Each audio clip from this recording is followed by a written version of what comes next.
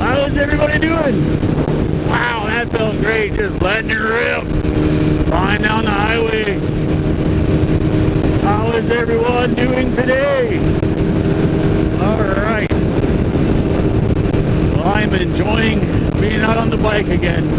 It's kind of cooled off here in Minnesota for a bit. I mean, it's still going to get up in the 80s, but we're out here riding here this morning on a fine looking Saturday morning.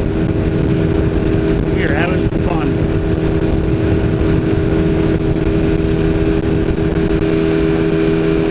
Everything is looking good.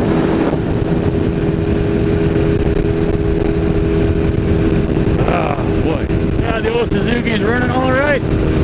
I think she likes being pushed up there into the higher revs.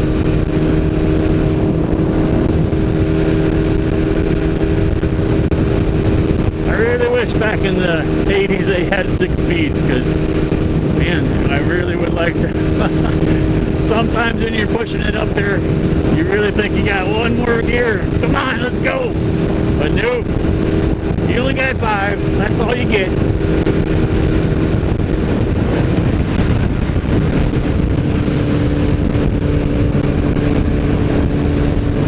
Well, today I kind of wanted a little chat about something I used to do when I was a kid. Well, maybe not super young, but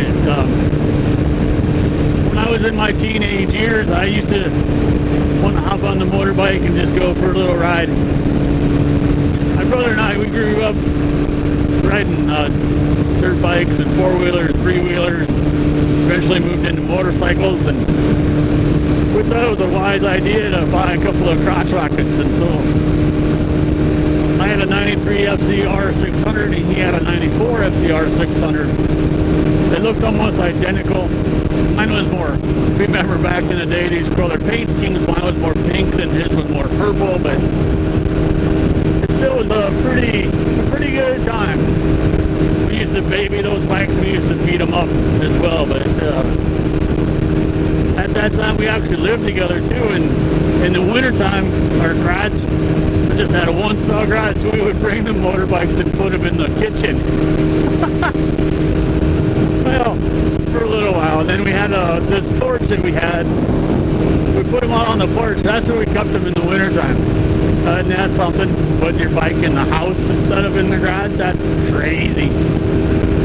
But that's what you do when you're 18, 19 years old, living alone, don't have any worries.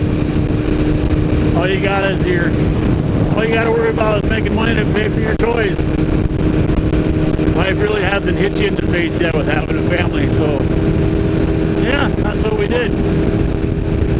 But we used to treat our race bikes or sport bikes, whatever you want to call them, like they were touring bikes. My brother and I would go on these ridiculous rides, 600-700 miles in a day.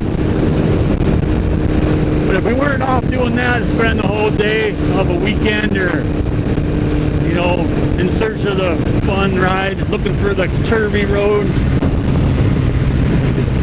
Ah, curvy roads. I remember we used to play this game with the curvy roads. We were pretty wild when we were younger. I don't know if I play this game anymore.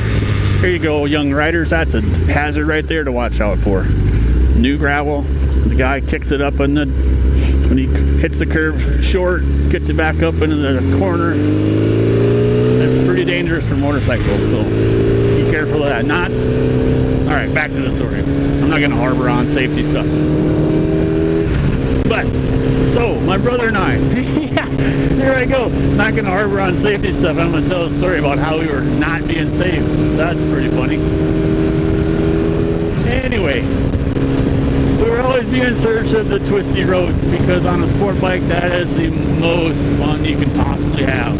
Except for obviously the pure acceleration and the top speed, but being able to lean that bike over thinking you're a racer, you know, obviously we're not, we're probably nowhere near the angle that these professionals can get, but there's two things that we would play. We would dust up our tires with drywall dust, and we'd see who could get to the edge, out to the farthest out to the edge.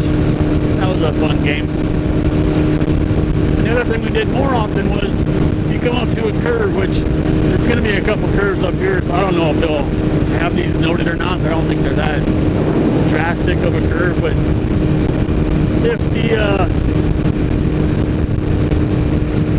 if you had some twisty roads where they're low rated at like 30 miles an hour, 25 miles an hour, you know, pretty sharp curve. The game we would play is you had to enter the curve at twice the posted safety sign. So if it was 30, you had to enter at 60, and then you had to exit at 90.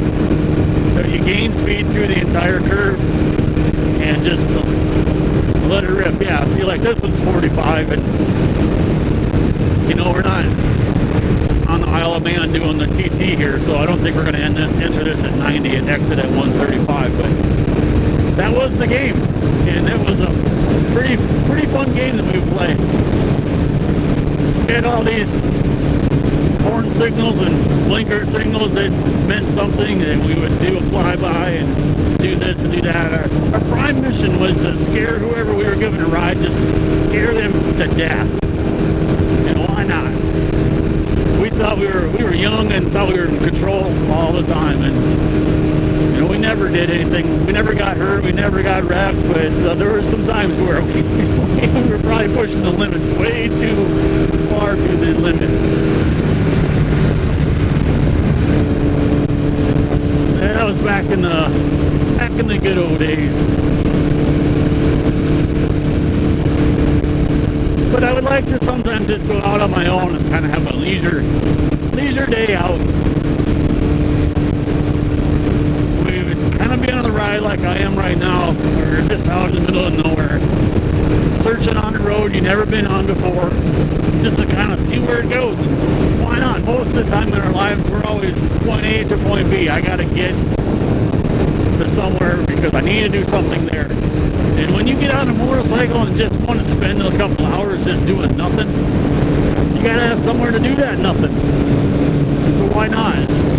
Search around the countryside, see what there is to see. Take a road you've never been on. Maybe there's something exciting down that path that you never took the time to go look at.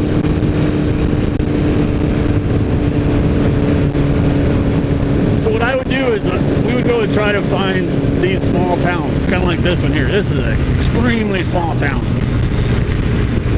There's really nothing here. I mean, there's a couple of homes. There's one business that I think might still be actively working. Maybe COVID killed it. I'm not sure, but there used to be a small butcher right here on the corner. And they used to have a pop machine on their lot. So that would be something that I would seek out. You know, these small towns, like see right there at Concord Meats or Store and Locker, they used to have a pop machine right where that door was. And so that's what I would do on these afternoons or rides or whatever it was, just kind of freeing myself of the weekly grind. I'd go for this ride and try to find a pop machine. Have a destination in mind, so to speak, take a little break, have a drink. I just think that's pretty fun. And there are a couple of those around here that like that would have been a good spot, you know. And every once in a while, I don't know, you got to be pretty old to remember this, but every once in a while you'd stumble across a pop machine that actually had glass bottles. And you know, I drink a variety of pop, soda, and it didn't matter, but Pepsi and Coke taste so much better coming out of a bottle than they do out of a can. And you probably would never have known that if you weren't as old as we are, as old as I am.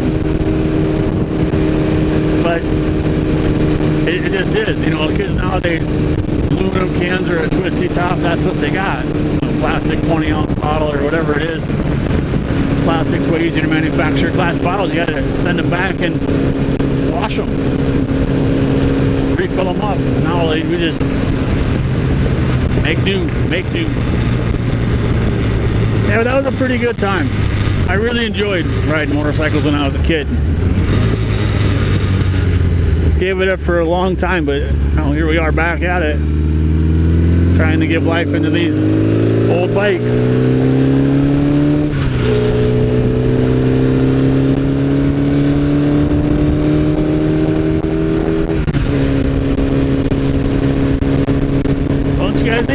below us some old stuff that you guys had. Old bikes that you started to ride. Fun, crazy, stupid things that you used to do on your motorcycle that you probably shouldn't have been doing.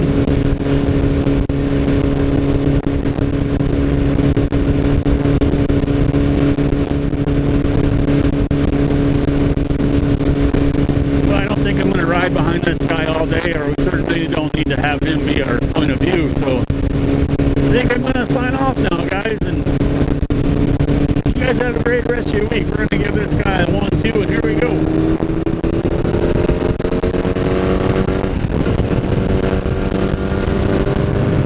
Alright, woohoo! Look at that! We get her up to 80 miles an hour still. 85 we hit there. Don't tell my wife. My old ways are coming back.